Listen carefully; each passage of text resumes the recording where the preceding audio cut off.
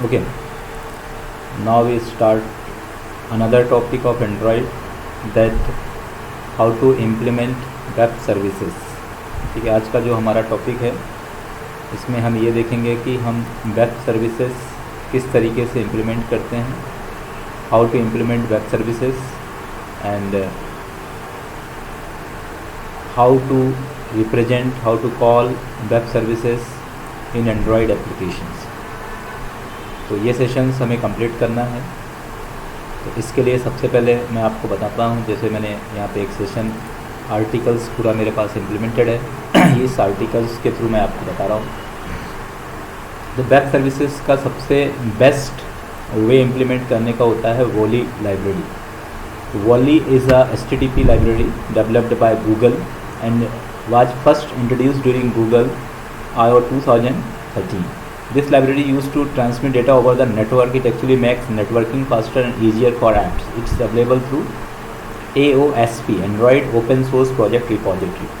So Wally is the best library for Android because it use their self-cache to improve the performance of an application. And 90% people use Wally library to implement web services in Android. तो 90% लोग जो है वो volley library का ही use करते हैं Android के अंदर एप्लीकेशंस को या वेब सर्विसेज को कॉल करने के लिए.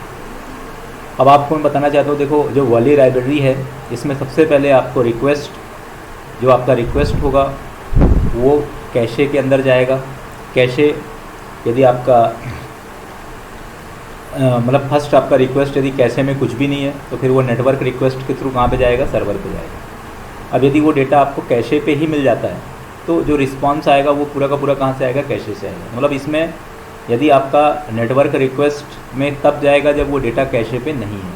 तो इससे क्या होगा, इसमें दो थ्रेड होता है, एक तो मेन थ्रेड होता है, दूसरा कैशे थ्रेड होता है, तीसरा नेटवर्क थ्रेड होता है. इससे क्या होगा, आपके एप्लीकेशन का जो परफॉर्मेंस है वो क्या हो जाएगा, बढ़ जाएगा.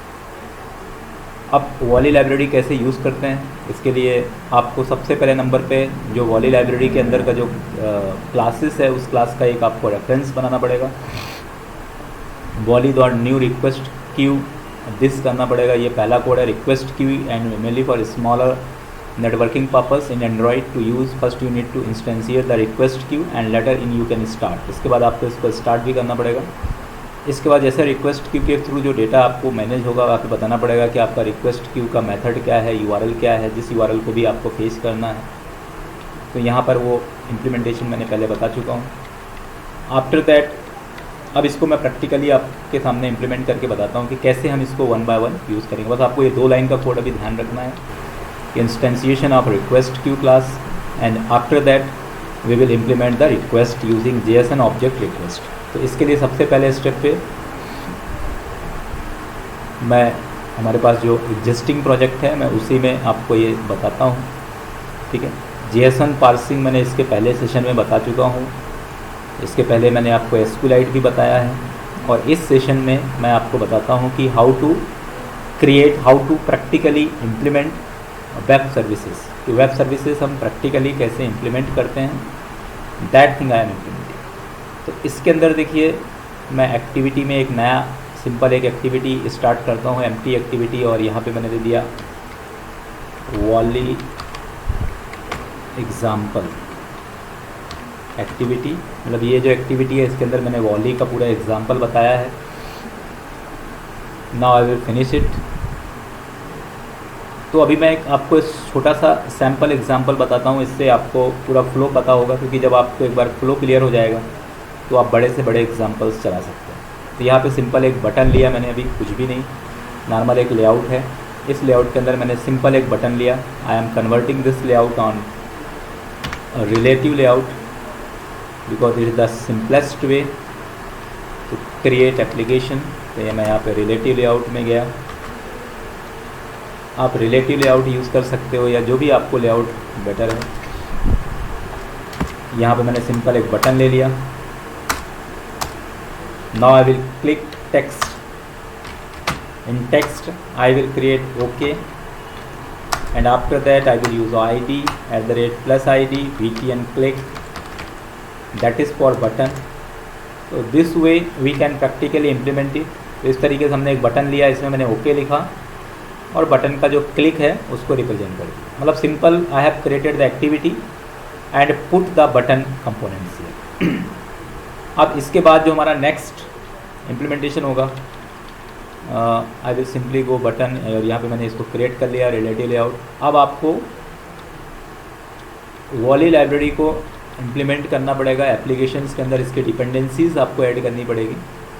तो मैंने आपको बताया था इसके पहले भी कि एंड्रॉयड का जो में यदि आपको कोई एक्सटर्नल लाइब्रेरी ऐड करनी है तो आपको बिल्ड ग्रेडल में जाना है, और ग्रेडल के अंदर जो बिल्ड डॉट ग्रेडल है मॉड्यूल ऐप के अंदर, यहाँ पे जाना है, और यहाँ पे जो भी डिपेंडेंसीज़ आपको यूज़ करनी है वो डिपेंडेंसीज़ आप यूज़ कर सकते हैं। जैसे आप देखो इसमें material, constraint layout, fragment, navigation, UI, app compat, ये सभी पहले से, मतलब ये एंड्रॉयड की लाइब्रेरीज़ हैं। जैसे एंड्रॉयड में कुछ भी अपग्रेडेशन होता है तो एंड्रॉयड का जो एसडीके है वो वही है, बस एंड्रॉयड के अंदर कुछ नए नए लाइब्रेरीज़ क्या होते हैं उसके अंदर इंटीग्रेट होते हैं। तो अब आपका पहले अपन कंपाइल यूज़ करते थे, और आज के समय में या आज का जो मॉडर्न आपका एपीआई लेवल है उसके अंदर हम कंपाइल यूज़ ना करके इम्प्लीमेंटेशन यूज़ करते हैं। यहाँ पे आपको इम्प्लीमेंटेशन कीवर्ड का यूज़ करना पड़ेगा, और इस तरीके से वाली लाइब्रेरी का रेफरेंस हमें यहाँ पे देना पड़ेगा। तो this is the way to implement this. अभी जब तक आप इसको सिंक नहीं करोगे तो आपको ऐसा लगेगा कि जैसे ये एरर दे रहा है, जबकि ये एरर नहीं है, it's not sync. You can simply click on and sync now. जैसे आप सिंक नाउ करोगे तो ये जो आपका ग्रेडल है ये वॉली लाइब्रेरी को डाउनलोड करेगा और अपने प्रोजेक्ट के अंदर इसको इंटीग्रेट कर देगा। ग्रेडल डाउनलोड वॉली, मतलब ये जैसे अभी एक्लिप्स के अंदर क्या आ चुका है, to implement this implementation Eclipse में pom.xml फाइल का यूज़ होता है, ठीक है। तो pom.xml फाइल जिस तरीके से होता है वैसे ये भी है। तो यहाँ पर आपको com.android.wally 1.0.0 this one will be implemented. अब इसका वार्निंग आप पढ़ सकते हो कि इसमें क्या बता रहा है ये। यदि इसमें the version is deprecated bug affecting adaptability, consider switching to recommended version 1.1.0। Okay, ठीक है। तो हम 1.1.0 भी कर लेंगे यूज़, कोई इशू नहीं है। अगेन अपन सिंक कर लेंगे, ठीक है। 1.0.0 रिकमेंडेड नहीं बोल रहा है, ये बोल रहा है कि रिकमेंडेड वर्जन क्या है, 1.1.0 है। तो we will also go with recommended versions. तो यहाँ पर ये सभी इंटेलिजेंस आपको एंड्रॉयड स्टूडियो मिलेगा, और एंड्रॉयड स्टूडियो सबसे सिंपलेस्ट और सबसे इंटेलिजेंट बेस्ड आईडी टूल्स है। तो ये हमारा वॉली लाइब्रेरी का सिस्टम क्रिएट हो गया, ठीक है। बहुत ही आसान, बस इंटरनेट की अवेलेबिलिटी होनी चाहिए। यदि आपके पास इंटरनेट की अवेलेबिलिटी नहीं होगी तो ये लाइब्रेरी आपका डाउनलोड नहीं हो पाएगा। अब नेक्स्ट आपको manifest.xml फाइल में परमिशन भी सेट कर लो, क्योंकि हमें वेब सर्विसेज को इम्प्लीमेंट करना है। और वेब सर्विसेज जो होता है वो क्या है, एक तरह से मैंने आपको बताया भी था कि वेब सर्विस एक तरह से आपका डेटाबेस और एंड्रॉयड एप्लीकेशंस के बीच में ब्रिज का काम करता है। कोई भी डाटाबेस सर्वर से कोई भी डाटा आपके पास डाटाबेस सर्वर में है और उस डेटा को लेकर के आपको अपने स्क्रीन पे लाना है, एप्लीकेशंस पे लाना है, तो उसके लिए आपको वेब सर्विसेज का यूज़ होगा। और वेब सर्विसेज से डेटा को लाने के लिए आपको इंटरनेट की रिक्वायरमेंट होगी। तो मैं आपको एक बार डायग्राम से समझाता हूँ कि वेब सर्विसेज का यूज़ क्या है। हालांकि इसके पहले मैंने जेएसएन पार्सिंग के लेक्चर में बताया था कि जैसे मेन कंपोनेंट क्या है आपका डीबी, डेटाबेस के अंदर डेटा को स्टोर करना, या डेटाबेस में ऑलरेडी स्टोर डेटा को एंड्रॉयड फ़ोन में। तो ये आपका एंड्रॉयड एप्लीकेशन हो गया, ये आपका समझ लो एक फ़ोन है, एंड्रॉयड एप्लीकेशन है, it is the mobile phone.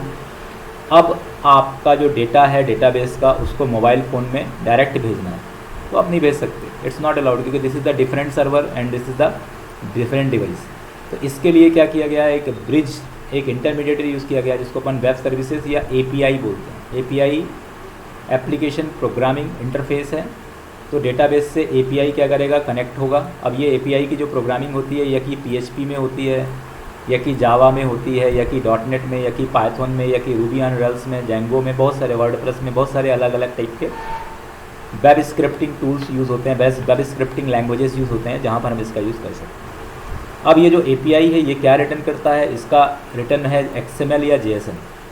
तो जो भी आपका जेएसएन पार्सिंग में मैंने बताया था कि किस तरीके से जेएसएन हम यूज़ करेंगे, बस यही काम हम वॉली लाइब्रेरी के थ्रू कर रहे हैं। मतलब इस एपीआई के थ्रू जो डेटा है उसको हिट करेंगे कहाँ पर, एप्लीकेशन में, और इसी को बोलते हैं वेब सर्विस इम्प्लीमेंटेशन।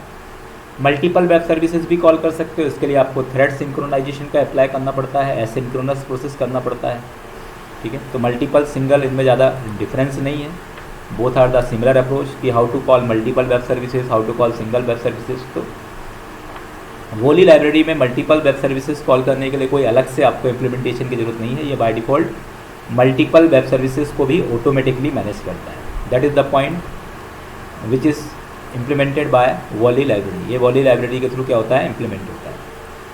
अब मैं यहाँ पर आपको इसको प्रैक्टिकली इम्प्लीमेंट करके बताता हूँ। ये पहला स्टेप है कि आपको परमिशन देना पड़ेगा। तो परमिशन के लिए यूज़र परमिशन, कौन सा परमिशन देना पड़ेगा, इंटरनेट की, क्योंकि आपका जो वेब सर्विस होगा ये लाइव रहेगा और ये नेटवर्क को के थ्रू डेटा को इम्प्लीमेंट करके लाता है, इसलिए नेटवर्क होना बहुत ज़रूरी है, क्योंकि सर्वर आपका रिमोटली है और रिमोट डेटा को आपको अपने मशीन पर लाने के लिए नेटवर्किंग या इंटरनेट अवेलेबिलिटी होनी जरूरी है।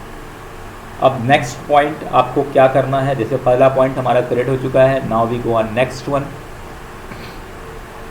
What will be the next approach, now we go on Volley example activity. अब यहाँ पे हम जाएंगे, ठीक है। मैं एज इट इज़ इस एग्जाम्पल को फॉलो नहीं कर रहा हूँ, ठीक है। अब देखो एक्चुअली क्या है, सबसे मेन हमारे पास डेटा होना चाहिए। जब तक हमारे पास डेटा नहीं है तब तक हम उसको कैसे लेके आएंगे। तो ठीक है, ये तो नॉर्मल डेटा है हमारे पास। मैं इसी डेटा का वेब सर्विसेज कैसे बनाते हैं ये भी मैं आपको बता देता हूँ, कि जैसे ये तो ठीक है मेरे पास इस टाइप का, आप कोई भी नोटपैड में टाइप कर लो, ठीक है। तो कैसे जेएसएन कोड को एक एपीआई में कन्वर्ट करते हैं, इसके लिए ऑनलाइन टूल भी आपको मिल जाएगा नेट पे, वो मैं अभी आपको बताऊँगा कि हाउ टू यूज़ दिस, ठीक है। अभी तो मैं आपको, ये मेरे पास एक यूआरएल है, ये यूआरएल आपको कंपनी दे देगी, या आप जो भी वेब डेवलपर होगा या जो भी वेब डेवलपमेंट में काम करता होगा, जो एपीआई डेवलपर होगा, वो आपको ये यूआरएल दे देगा। पहले आप इस यूआरएल को हिट कर लो यदि वो गेट है, और यदि पोस्ट है तो फिर आपको पोस्टमैन के थ्रू यूज़ करना पड़ेगा।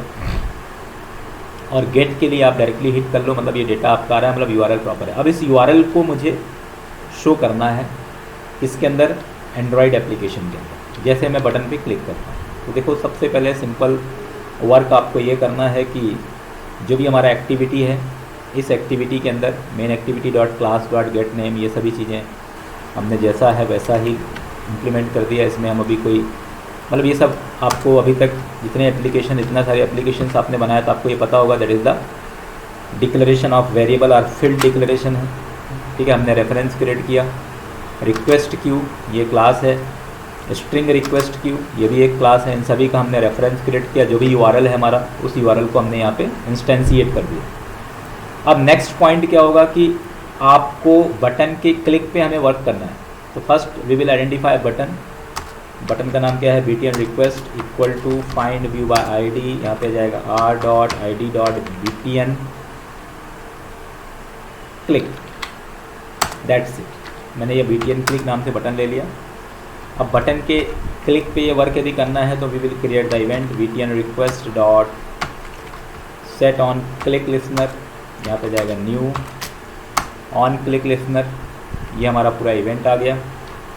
और इसके अंदर send and request response, this is also the predefined method, sorry user defined method we have created, and this method all things we have implemented।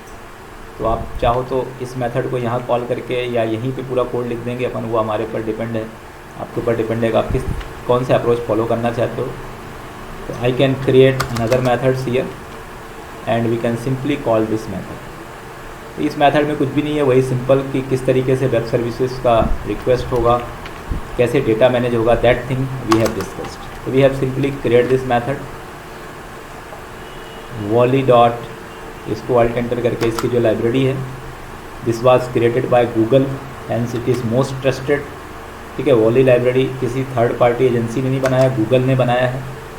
तो आप इस पर बहुत आसानी से टेस्ट कर सकते हो और इसका यूज़ कर सकते हो। It is a completely authorize way, ठीक है, to use web services. New response dot ये error listener, that's is volley errors we have implemented.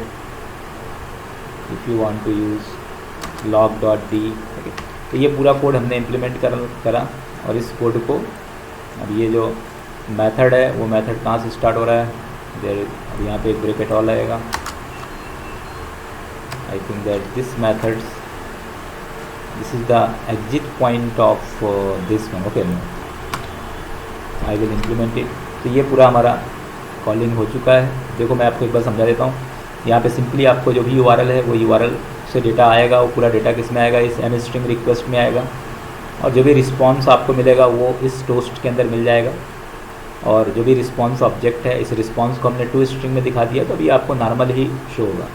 यदि इसको नॉर्मल और ऑप्टिमाइज़ करके शो करना है तो हम इस जो पर्टिकुलर डेटा है इसको मैंने आपको JSON पार्सिंग बताया है कि JSON ऑब्जेक्ट के अंदर लेकर के और JSON ऑब्जेक्ट के थ्रू फिर हम अपन गेट JSON ऑब्जेक्ट मेथड के थ्रू अपन उसको लूप लगा के मैनेज कर सकते हैं. तो आपको बहुत आसानी से मिल जाएगा. अभी हमारा जो वर्क है वो ये है कि किस तरीके से कॉलिंग करना है.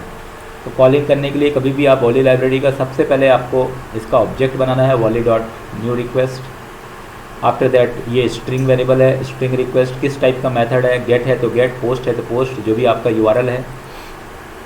और ये एक अनोनिमस क्लास है. इस क्लास के अंदर जैसे आपका रिस्पॉन्स आएगा, सक्सेसफुल होगा तो ये डेटा आपका आएगा, यदि कोई एरर आएगा तो डेटा ये, मतलब 2 ब्लॉक है इसमें है. On response if any type of errors then this will be raised. इसको मैं एक बार चलाता हूँ. तो अभी हमारे पास जो वेब सर्विसेज में मैंने आपको प्रैक्टिकली बताया कि ये जो डेटा है, इस डेटा को हम यहाँ पे शो होगा. ठीक है, तो ये तो हमने हिट करके किया. अब ये हम एंड्रॉयड एप्लीकेशंस के थ्रू करते हैं. तो we simply go on Android manifest.xml file. इस फाइल में जाएंगे, हमारा जो भी स्टार्टिंग एक्टिविटी है, जैसे वॉली एग्जाम्पल एक्टिविटी है, that activity I will start. तो मैंने ये एक्टिविटी क्या किया, Volley example activity I have started. And last one activity I think that जो भी एक्टिविटी था SQLite का एक्टिविटी था, शायद पहले वाला मैंने SQLite बताया था इसमें. तो जो आपका SQLite एक्टिविटी है, it is also the most important topic. SQLite activity का नाम मैंने दिया था शायद रिमाइंडर टेक्स्ट एक्टिविटी, मैंने एक ऐप बना के बताया था. तो उस एक्टिविटी को अपन टॉप में करते हैं. Now I will run this. तो जैसे ही मैं इसको रन करूँगा तो आप देख सकते हो कि आपका जो डेटा है वो पूरी तरह से शो हो जाएगा. अब इंटरनेट इसके अंदर इम्प्लीमेंटेड यदि होगा then it will work. Otherwise आपको इसको मोबाइल फ़ोन पे चलाना होगा. जैसे आप मोबाइल फ़ोन पे चलाओगे तो ये चल जाएगा, क्योंकि इम्यूलेटर में यदि नेट इनेबल्ड है तो ये रिमोटली एक्सेस करेगा, और नहीं है तो जो इंटरनेट की जो चीज़ें हैं वो आप मोबाइल पे ही लाइव टेस्टिंग करिए. That is the best approach, या that is the better approach to implement it. ठीक है, मोबाइल के थ्रू इम्प्लीमेंट करना आपके लिए बेटर इम्प्लीमेंटेशन होगा. But first it is loading. तो वेब सर्विसेज का ये बहुत अच्छा एग्जांपल है, और कैसे हम वेब सर्विसेज को इम्प्लीमेंट करते हैं ये सबसे अच्छा तरीका है. We should always use Volley library, and what is the latest implementation of Volley library is 1.11.0. Okay, तो दैट इज़ द अप्रोच. तो आपको यदि इसको ये 99.9% एक्यूरेसी के साथ चलता है, और इसका परफॉर्मेंस जो है वो नॉर्मल वेब सर्विसेज इम्प्लीमेंटेशन से बेटर होता है. और इसमें आप एक साथ मल्टीपल वेब सर्विसेज यदि कॉल करना चाहते हो, how to call multiple web services, this is also the confusion to lots of students. तो मल्टीपल वेब सर्विसेज यदि आपको कॉल करना है तो इसमें आपको कुछ भी नहीं करना है. आपको सिर्फ सिंपल, जैसे मैंने ये रिक्वेस्ट क्रिएट किया वैसे आप रिक्वेस्ट 1 क्रिएट कर दो, रिक्वेस्ट 2 क्रिएट कर दो, रिक्वेस्ट 3 क्रिएट कर दो. वॉली ऑटोमेटिकली उस रिक्वेस्ट को आइडेंटिफाई करेगा. यदि आपका फर्स्ट टाइम रिक्वेस्ट है तो डायरेक्टली वो नेटवर्क या सर्वर से निकाल के लाएगा. यदि सेकेंड या थर्ड रिक्वेस्ट है तो इसमें कैशे भी होता है. ये पहली लाइब्रेरी है जो कैशे प्रिंसिपल को पूरी तरह से फॉलो करती है, मतलब कैश मेमोरी को भी देखती है. यदि वो डेटा आपके कैश मेमोरी में है तो उस डेटा को वो कैश मेमोरी से डिस्प्ले करेगा, अदरवाइज उसको वो मेन मेमोरी से करेगा. दिस वन, ये देखिए ये पूरा डेटा आपका आ रहा है. और अभी मैंने सिंपल इसको एक टोस्ट में दिखाया, इसलिए आपको सिर्फ टोस्ट में ही दिख रहा है. ओके, तो दिस इज़ द अप्रोच. अब इसको अपन चाहें तो लिस्ट व्यू में दिखा सकते हैं, और लिस्ट व्यू में दिखाने के लिए मैंने JSON पार्सिंग का एग्जांपल दिया है, वहाँ से आप इसको लिस्ट व्यू में दिखा सकते हैं. ठीक है, JSON एग्जांपल, ये एक्टिविटी देखो अभी भी रखा है. किस तरीके से इसके लिए आपको ये कोड लिखना पड़ेगा. पहले आपको JSON ऑब्जेक्ट में जो डेटा है उसको पहले JSON ऑब्जेक्ट में लाना पड़ेगा, फिर गेट JSON ऑब्जेक्ट से डेटा को एक ऑब्जेक्ट में ला करके फिर आप लूप चला करके पूरा डेटा एक एक करके आप चाहो तो एरे में फिल कर लो, और उस एरे को फिर आप या कि अरे लिस्ट में फिल कर लो, जैसा भी आपको इम्प्लीमेंट करना है और उसको आप लिस्ट व्यू में दिखा सकते हो। ठीक है, तो ये मैं आपको आगे जब एडवांस वेब सर्विसेज इम्प्लीमेंटेशन बताऊंगा तो उस समय मैं आपको ये चीज़ें और डिटेल में बताऊंगा। In project work when I will implement then I will completely implement it. तो जैसे लॉगिन हो गया, रजिस्ट्रेशन हो गया, किसी भी एक्टिविटी को यदि किसी भी पर्टिकुलर डेटा को आपको यदि दिखाना है तो उसके लिए भी आपका जैसे लॉगिन, जैसे मैंने लॉगिन का वेब सर्विस इम्प्लीमेंट करना है, रजिस्ट्रेशन का करना है, तो इसमें जैसे रजिस्ट्रेशन का जो एक्टिविटी है वो आपका क्या रहता है, पोस्ट, सॉरी रजिस्ट्रेशन का जो वेब सर्विस है वो पोस्ट टाइप का रहता है। तो पोस्ट टाइप को कैसे हमें इम्प्लीमेंट करना है, तो बस आपको यहाँ पे रिक्वेस्ट मेथड डॉट पोस्ट लिखना है, यहाँ पर आपका जो URL है वो URL लिखना है और इस तरीके से आप डेटा को इम्प्लीमेंट कर सकते हो। ठीक है, तो मतलब इसमें आपको डेटा को रिप्रेजेंट करना, it is a very simple way. आप इस तरीके से डेटा को रिप्रेजेंट कर सकते हो, डेटा को सेंड कर सकते हो। All data will be managed by this. For login acknowledgement लेना है तो पूरा डेटा किसके अंदर आ रहा है आपका, that the complete data will be implementing under response. यहाँ से आप रिस्पॉन्स से आप कोई भी डेटा निकाल सकते हो स्ट्रिंग के फॉर्म में। स्ट्रिंग को JSON ऑब्जेक्ट में कन्वर्ट करिए और JSON ऑब्जेक्ट के थ्रू हम डेटा को बहुत आसानी से ऑब्टेन कर सकते हैं। तो that is the actual way to implement this. ये सबसे आसान तरीका है, सबसे बेस्ट तरीका है कि किस तरीके से हम डेटा को इम्प्लीमेंट कर सकते हैं। थैंक्स।